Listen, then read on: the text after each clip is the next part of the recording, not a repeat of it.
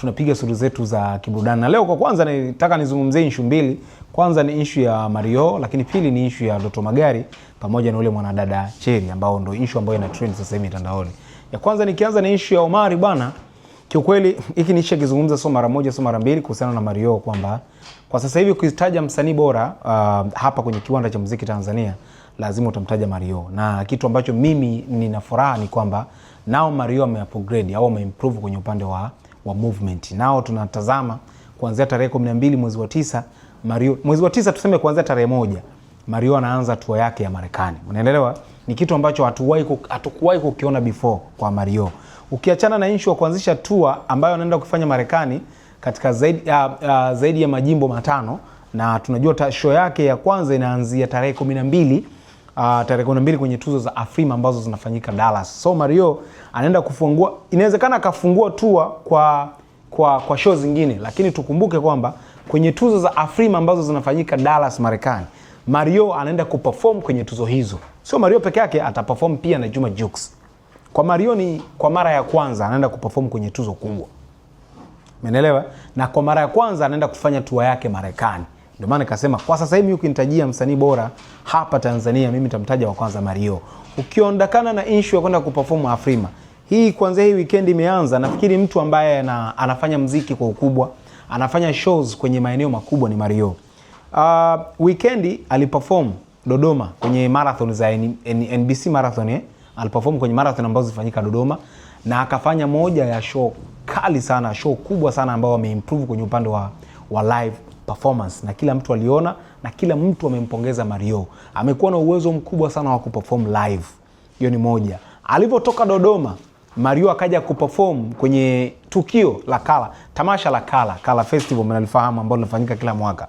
Ameenda kuperform na kila mmoja akaona vibe kwenye show zake. Ndio maana nikasema mimi ukinitajia sasa hivi Mario ndio msanii bora kwenye kiwanda. Sio tu kwenye kufanya muziki mkubwa kwa sababu wasanii wengine wanafanya tu muziki, lakini Mario amejaribu kufanya muziki mkubwa, anafanya shows kubwa, anafanya movement kubwa ambazo nitakutajia. Umeelewa?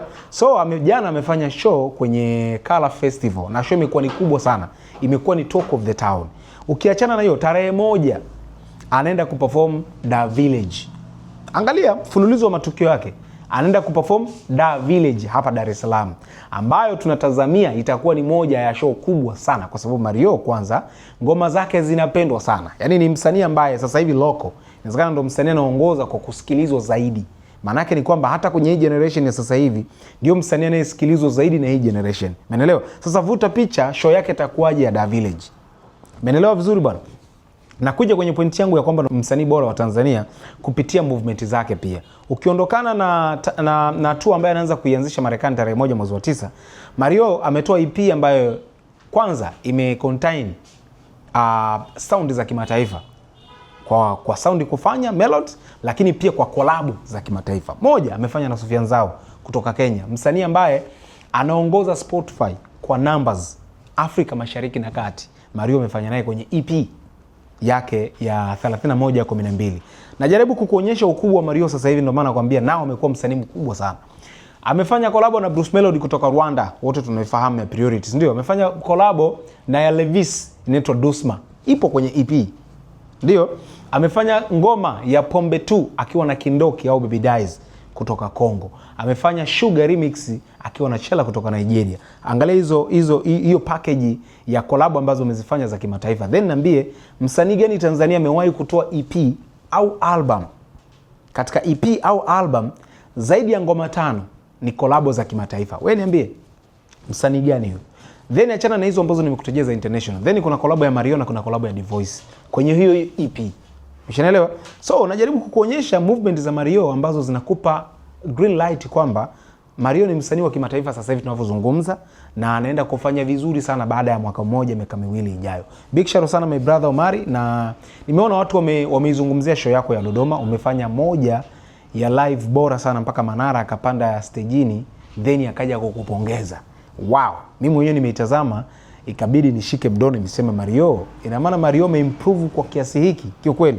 Big shout sana my brother Mario. Nikifananisha show yako ya Trace ambayo ulifanya Zanzibar akapanda BN, then nikaiangalia na show ambayo umeifanya Dodoma, ni vitu viwili tofauti. Unaweza kuhisi labda sio msanii mmoja, lakini ni kwa sababu wanasema ameweka commitment kwenye kazi yake, amefanya mazoezi sana, kwa sababu kufanya vizuri kwenye live issue ni mazoezi. Msanii afanye mazoezi sana, afanye rehearsal, afanye nini, umeelewa? So commitment yako umeiweka kwenye mazoezi, umekuwa bora sana kwenye eneo hilo. So mimi nikupongeza sana my brother, na nafikiri baada ya show ya tarehe 1 tutapata muda mwingi sana wa kuzungumza kuhusiana na show ya Mario, au sio? Ukiachana na Mario, kuna issue ya ambayo ina trend sana sasa hivi ya Doto Magari pamoja na ule mwanadada mwanaharakati ambaye anaitwa Cherry, ambapo Cherry amekuja kutangaza public kwamba Doto ni muathirika. Huyo dada amesha kujiweka hadharani ni muathirika wa VVU, si ndio? Na kila mmoja anajua, na yeye yuko proud kuzungumza kwa sababu kwanza anaelimisha watu namna ya kutumia hizo ARVs, unaelewa? Unatakiwa ufanye nini, unatakiwa kula chakula gani, unatakiwa kufanya mazoezi, unatakiwa kuwa vipi. Kwa ni mtu ambaye yeye ameridhia kwa nafsi yake kujitangaza muathirika, na hakuna mtu kumlaumu, kwa sababu yeye mwenyewe light ingekutokea mtu mwingine akaenda kumtangaza yeye ni muathirika, ingekuwa ni issue ya kuchafua jina la mtu ambayo tunasema kisheria na kuwa defamation, si ndio? Sasa yeye ameamua kujitangaza na kila mtu ameridhia, even hata serikali haiwezi kuingilia, kwa sababu yeye ndo katoa maamuzi ya kutangaza mimi nina 1 2 3 4 natakiwa kutritiwa 1 2 3 4. Na mshikaji ambaye yuko naye wamekubaliana kuishi wote, na mshikaji wamnatumia, wanajua namna wanavyokutana wao kimwili. Jamaa hana maambukizi, lakini ana date na mwanamke mwenye maambukizi, which is ni kitu ambacho kwanza unaelimisha jamii kwamba mtu anaweza kadate na muathirika then yeye asiathirike kwa mbinu au kwa njia ambazo mtazitumia nyinyi kukutana kama wapenzi. Ni kitu ambacho ni kizuri sana, lakini kitu ambacho nafikiri na watu wengi walikuwa wanamsupport sana ule dada, lakini kitu ambacho watu wengi wamemkataa ni pale alipotoka hadharani kutangaza Doto Magari pia ni muathirika. Umeelewa? Na hayo ni vitu ambavyo nyinyi mmekosana nyinyi wenyewe kwa wenyewe kuja hakuna mtu anajua kama anayo au hana, lakini kosa la kwanza alilofanya ni kuja kuiaminisha jamii Doto Magari ni muathirika. Then Doto Magari ana familia, ana mke, ana watoto. Sasa vuta picha, watoto wanaamini baba yao ni mzima. Then unakuja kuambiwa baba yako wewe ni muathirika miaka mingi. Tayari hata ule mtoto hofu inaanza kwako kwamba hata mimi na maana mimi ni muathirika pia. Kwanza ule mtoto taanza kuchekwa hata na wenzake mashuleni. Hilo la kwanza. La kuja la pili kwa mke wake. Mke wake anajua anaishi na mwanaume ambaye ni mzima, then anatokea mtu nje anawaambia mumeo ni muathirika. Hebu vaa viatu vya mhusika ambaye ni mke wa Doto au mwanamke wa Doto. Yaani umedate na mtu mpaka mmezaa naye. Then anakuja mtu from nowhere anakuja kusema wewe mwanaume wako wewe ni muathirika. Hivi unaipokeaje hiyo? Kwanza unaweza kumuona Doto kama ni muuaji. Umeelewa vizuri? Sasa ni kosa kwanza kisheria mtu kutangaza maradhi ya mtu mwingine bila yeye huyo mtu kuridhia. Hata serikali, hata hospitali haiwezi kutangaza maradhi ya mtu. Hata serikali, angalia, even serikali haiwezi. Lakini anatokea mtu mmoja anakuja kutangaza hadharani. Kosa linakuja kisheria, huyo dada anaweza akaja kumlipa Doto hela nyingi sana au akafungwa jela kabisa, kwa sababu Doto Magari huenda sio muathirika. Unaelewa? Then akaenda kupima public kwenye hospitali ya serikali inayoaminiwa na serikali. Majibu yakaja negative kwamba Doto hajaathirika. Unahisi hatua gani zinatakiwa kuchukuliwa kwa huyu dada ambaye anaitwa Cherry? Sheria zetu za nchi ya Tanzania, kumtangaza mtu ameathirika, kashfa inaitwa defamation. Ikiwa unatoa taarifa ya uongo inayomharibia mtu heshima, hadhi, kazi, mahusiano yake, ana uwezo wa kufungua sheria ya madai na kudai fidia. 2, makosa ya jinai endapo taarifa hiyo inasambazwa kwa nia ya kumdhalilisha au kumletea madhara katika mazingira fulani, inaweza pia kuangukia chini ya makosa yanayohusiana na uchapishaji au usambazaji wa taarifa za uongo kulingana na sheria husika na ushahidi uliopo. Hiyo ni ya pili. Ya kwanza, defamation, unatoa taarifa ya uongo kumharibia mtu heshima. Huyo ni yeye, unamharibia heshima, hadhi, kazi au mahusiano yake. Hiyo inaitwa defamation. Then makosa ya jinai, kama unaweza ukatoa taarifa ya uongo, umetumia mitandao kusambaza taarifa ya uongo, hiyo ni kosa la jinai. Umeelewa? Kuna defamation, kuna kosa la jinai. Imekuja ya pili, faragha na ubaguzi. Kudai ana ukimwi bila ushahidi, kunaweza pia kukiuka haki za faragha na kumweka kwenye unyanyapaa, jambo ambalo sheria na sera mbalimbali hulenga kulizuia, sheria za nchi. Naomba nizielezee hizi vizuri. Hii ya kunyanyapaa, Doto anafanya kazi na makampuni mengi, Doto anafanya kazi na watu wengi, Doto ana ukaribu na watu wengi, Doto anaaminiwa na watu wengi. Wewe unakuja kusambaza taarifa za uongo. Tunachozungumza hapa sio tu amejulikana hana, tunazungumza kwanza kutangaza, hata kama anao, kutangaza tu hivyo kwanza unaenda kusababisha hata wale watu wanaofanya nao kazi wanaanza kumnyanyapaa kwa maradhi yake. Hilo la kwanza. Then akienda kupima public kwenye hospitali ya serikali ikajulikana hana hayo maradhi, maana yake kuna kosa la jinai la kutangaza taarifa zako za uongo, then kuna defamation ya kumchafua mtu. Sasa maana yake ni kwamba dada anajihatarishia maisha yake, kwa sababu yeye hata anapoenda kupata hizo huduma sidhani kama anaruhusiwa kutoa taarifa za uongo. Yeye anasema alikuwa anaenda kliniki na Doto. Kama ataenda kupima na Doto kasema anaenda kupima ili aje adhalilike, kama atapima na akutwe hana, unahisi huyu Sheri atakuja kueleza umma nini? Sidhani kama kuna mtu hata mmoja kwenye nchi dunia nzima atakuja kuwa upande wa huyu dada. Sijui. So watu wamemshangaa. Nafikiri hata familia yake na watu wake wa karibu wamemshangaa kwa taarifa ambazo wanazitoa. Kwa maana yake natufundisha nini? Tuache kutoa taarifa za uongo mitandaoni, then tuache kuchafua watu kwa maradhi.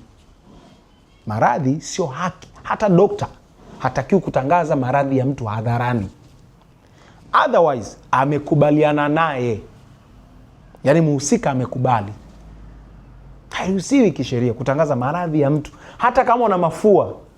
Hatakiwi mtu kwenda kutangaza fulani anaumwa mafua sana. Haitakiwi. Maradhi ya mtu ni siri yake, anatakiwa yeye kuyatangaza mpaka atakapoamua. Ndio maana tukasema Sheri yeye aliamua kwa ridhaa yake kwenda kutangaza hadharani anaumwa nini. Kwa mimi kiukweli ni moja ya kitu ambacho kinazungumzwa na kimezunguka sana. Kila mtu anatoa komenti yake na mimi nikasema nijaribu kutoa komenti yake, tujaribu kukumishana kama vijana. Tusitake kufanya vitu kwa sifa.